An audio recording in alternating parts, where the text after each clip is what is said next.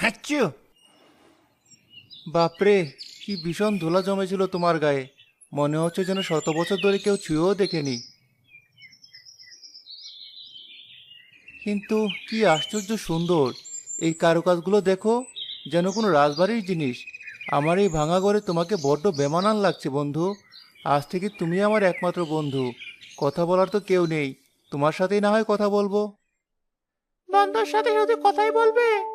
এক বাটি গরম কিছু খাওয়াতে পারো না? গলাটা যে একেবারে শুকিয়ে কাঠ হয়ে গেছে।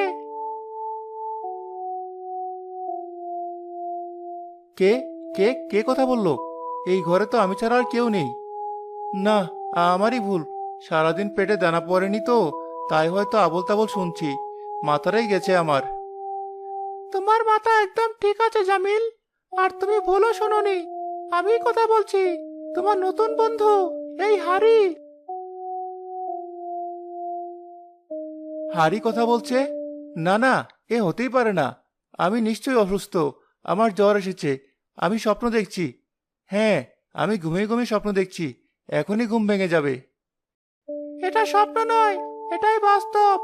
বহু বছর পর কেউ আমাকে এত ভালোবাসা আর যত্ন দিয়ে স্পর্শ করলো। তোমার আন্তরিকতায় আমি মুগ্ধ হয়েছি, তাই তোমার সাথে কথা বলার সিদ্ধান্ত নিয়েছি।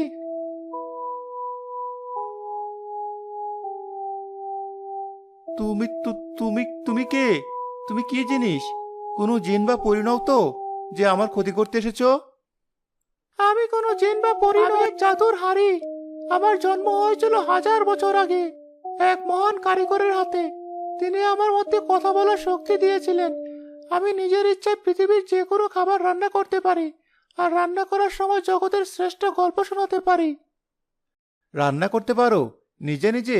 আগুন ছাড়া, জল ছাড়া? আমার জন্য ওসবের প্রয়োজন হয় না। আচ্ছা, সে কথা যাক। তোমার পেট যেমন গুড়গুড় করে ডাকছে, খুব খিদে পেয়েছে বুঝি? হ্যাঁ, খুব খিদে পেয়েছে। কাল রাতে এক টুকরো শুকনো রুটি খেয়েছিলাম। তারপর থেকে পেটে আর কিছু পড়েনি। কিন্তু আমার এই গরিবের ঘরে তো রান্না করার মতো কিছু নেই। একদানা চাল নেই, এক চিমটি নুনও নেই। সে নিয়ে তোমায় এক বিন্দুও চিন্তা করতে হবে না। তুমি শুধু হুকুম করো কি খেতে চাও। তোমার যা মন চায় তাই রান্না করে দেব। পোলাও, বিরিয়ানি, কোরমা, কালিয়া, নাকি একদম সাধারণ আলু ভর্তা দিয়ে গরম ভাত? সত্যি বলছো? তুমি আমার সাথে ঠাট্টা করছো না তো? আমার মতো গরিবের সাথে এমন মজা করাটা কি ঠিক?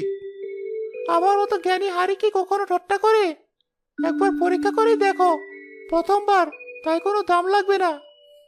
তাহলে আমার জন্য একটু গরম ভাতের সাথে ঘন করে মসুর ডাল আর একটা আলু সেদ্ধ করবে, যদি তোমার কষ্ট না হয়।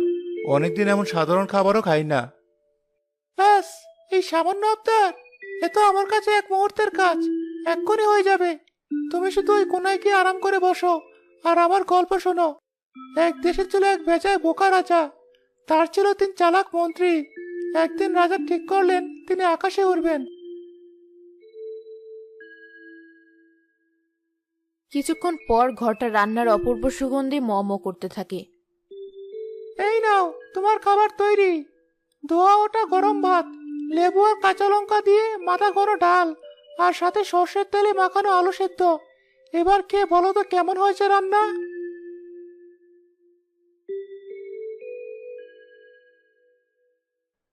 আহ, এত অমৃত! এমন স্বাদ আমি আমার জীবনে কোনোদিনও পাইনি। মনে হচ্ছে যেন আমার মৃত মা নিজের হাতে রান্না করে খাইয়ে দিচ্ছে। তুমি তো শুধু জাদুর হাড়ি নও, তুমি আমার মা, আমার বাবা, আমার বন্ধু, আমার সবকিছু। আমিও তোমার মতো একজন সৎ ও সরল মনের বন্ধু পেয়ে খুব খুশি হলাম জামিল। আজ থেকে তোমার আর কোনো চিন্তা নেই।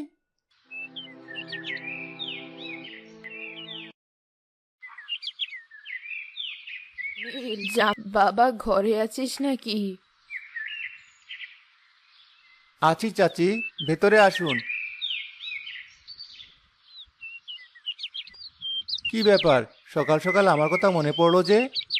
তোর কথা তো সব সময় মনে পড়ে বাবা, কিন্তু আজ তোর ঘরের পাশ দিয়ে যাচ্ছিলাম, এমন চমৎকার একটা গন্ধ পেলাম যে না এসে পারলাম না। কি রান্না হচ্ছে আজ? গন্ধটা তো একেবারে বাদশাহী, যেন কোনো বিয়ের বাড়ির রান্না হচ্ছে।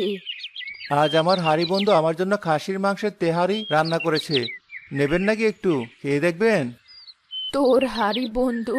সে আবার কেমন কথা? হারি আবার বন্ধু হয় নাকি? তুই কি আজকাল পাগল টাগল হয়ে গেলি? আমার হাঁড়ি সাধারণ হাঁড়ি নয় চাচি, ওটা জাদুর হাঁড়ি। ও নিজে নিজে রান্না করে আর আমার সাথে সুন্দর সুন্দর গল্প করে। ওই তো এখন আমার সব কিছু। বলিস কি? জাদুর হাড়ি? সর্বনাশ! দেখ বাবা, তুই ছেলেটা বড্ড সরল, দুনিয়ার মারপ্যাচ বুঝিস না। এসব কথা ভুলেও আর কাউকে বলিস না। এই গ্রামে ভালো মানুষের চেয়ে লোভী আর হিংসুটে লোকের সংখ্যাই বেশি। কখন কার নজর লেগে যায় বলা তো যায় না। নিজের ভালো জিনিস সবসময় লুকিয়ে রাখতে হয়। আপনি একদম চিন্তা করবেন না চাচি, আমি আপনাকে ছাড়া আর কাউকে বলিনি। আপনি তো আমার মায়ের মতো, আপনার কাছে কিসের লুকোচুরি? নিন, এই বাটিতে করে আপনার জন্য একটু তেহারি তুলে দিই, খেয়ে দেখবেন আমার বন্ধুর হাতে রান্না কেমন। সৃষ্টিকর্তা তোর ভালো করুক বাবা।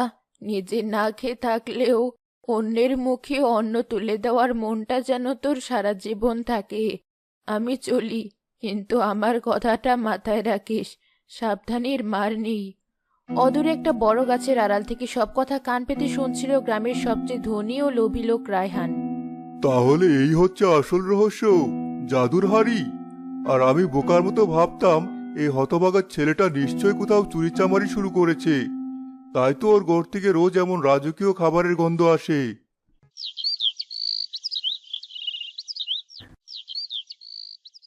পরদিন দুপুরে জামিল নদীতে স্নান করতে গেলে সে সুযোগে রায়হান তার কুঁড়ে ঘরে ঢুকে।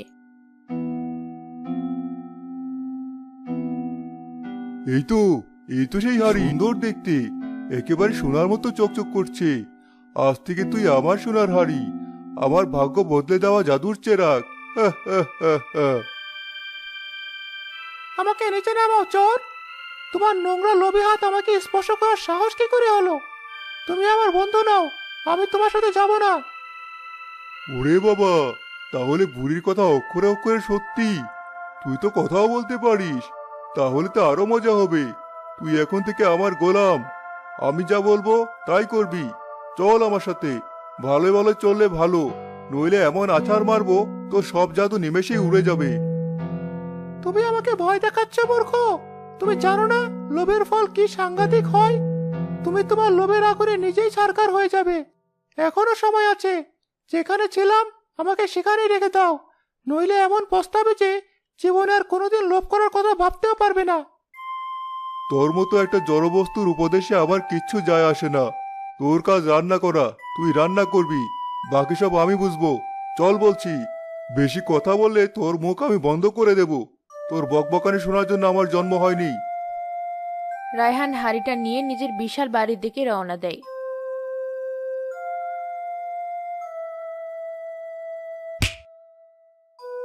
শোন জাদুর হাড়ি, আজ থেকে আমি তোর একমাত্র মালিক। এখন আমার জন্য সেরা সব খাবার রান্না কর। আর কোনো গরিবের মতো ডাল ভাত বা আলু সেদ্ধ নয়, আমার জন্য বানাবি রাজকীয় পোলাও, খাসির রেজালা, মুরগির রোস্ট, চিংড়ির মালাইকারি, শাহি টুকরা, ফিরনি। যা যা ভালো খাবার এই দুনিয়ায় আছে সব এক এক করে আমার সামনে হাজির কর এক্ষুনি।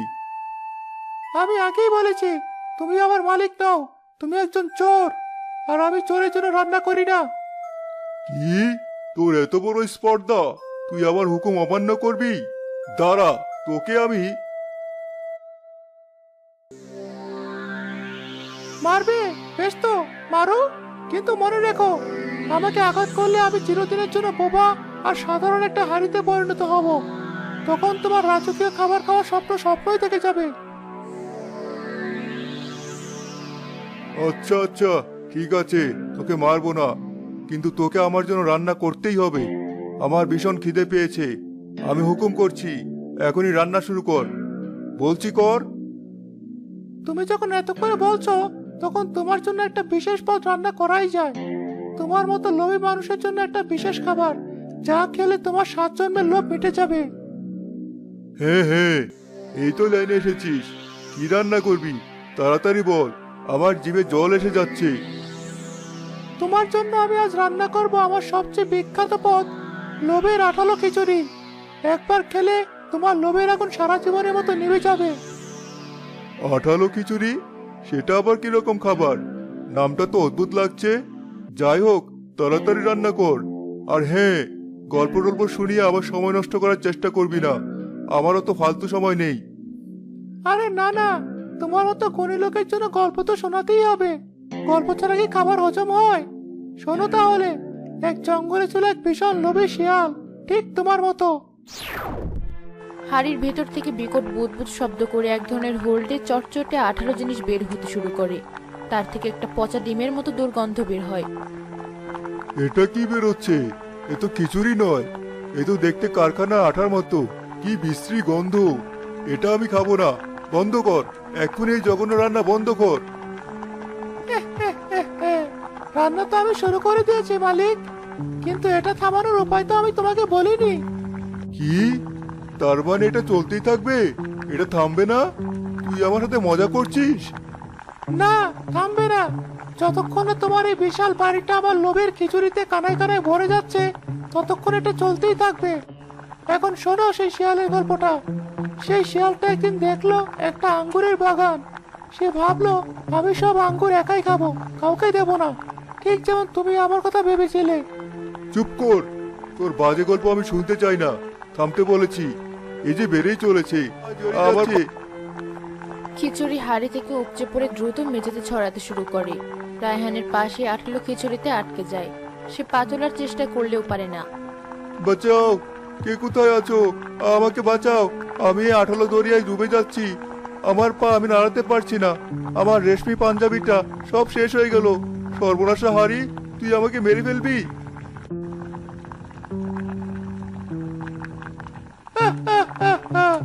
কেমন লাগছে আমার বিশেষ রান্না, লোভী মালিক? আরো খাবে? এখনো তো তোমার ঘরের অর্ধেকে ভরেনি। আমার খিচুড়ি তোমার সারা বাড়ি ভরিয়ে দেবে। তারপর সারা গ্রাম সবাই জানবে রায়হানের লোভের কথা। তোমার সম্মান, তোমার অহংকার সবই আঠার নিচে চাপা পড়ে যাবে। না না, দোহাই তোর, আমাকে মাফ করে দে। আমি ভুল করেছি। আমি মহাপাপী। আমি আর জীবনও লোভ করব না। কোনোদিন কারো কোনো জিনিসে হিংসে করব না। দয়া কর, আমাকে বাঁচা। আমি যে দম বন্ধ হয়ে মরে গেলাম রে।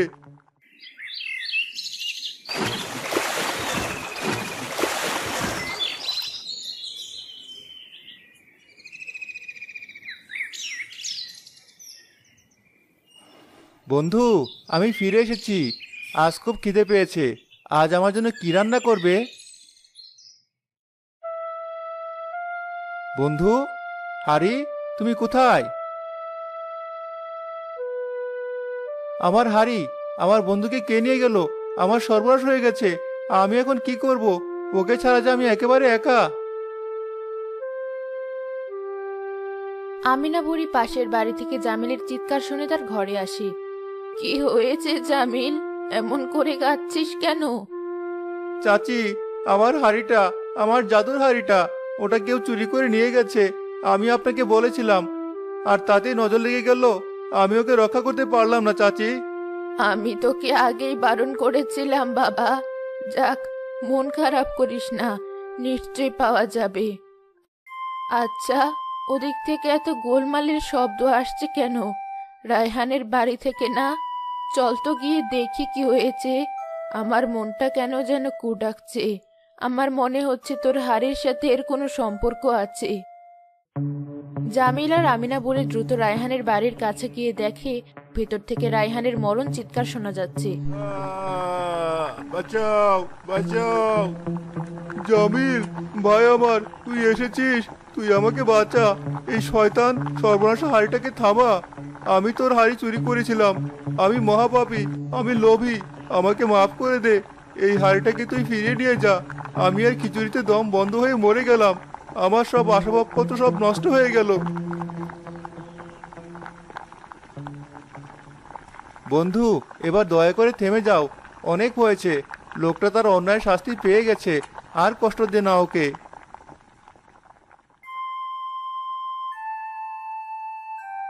শুধু তোমার কথাতেই থামলাম জামিল, নইলে এই লোভী লোকটার আরো অনেক শাস্তি পাওনা ছিল।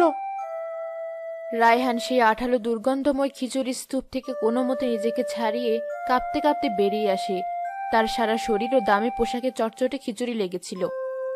জামিল পরম মমতায় তার প্রিয় হাড়িটা কোলে তুলে নেয়।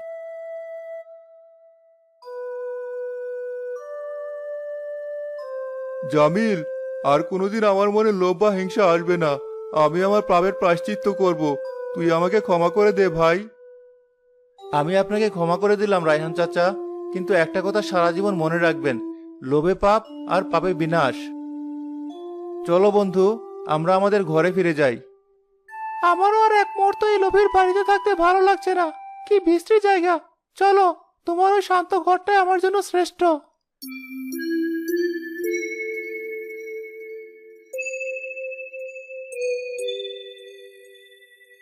তুমি আবার আমার কাছে ফিরে এসেছো। আমি যে কি পরিমাণ খুশি হয়েছি তা তোমাকে বলে বোঝাতে পারবো না। আমি তো ভেবেছিলাম তোমাকে বুঝি আমি সারা জীবনের জন্য হারিয়েই ফেললাম। তুমি ছাড়া আমার যার কেউ নেই।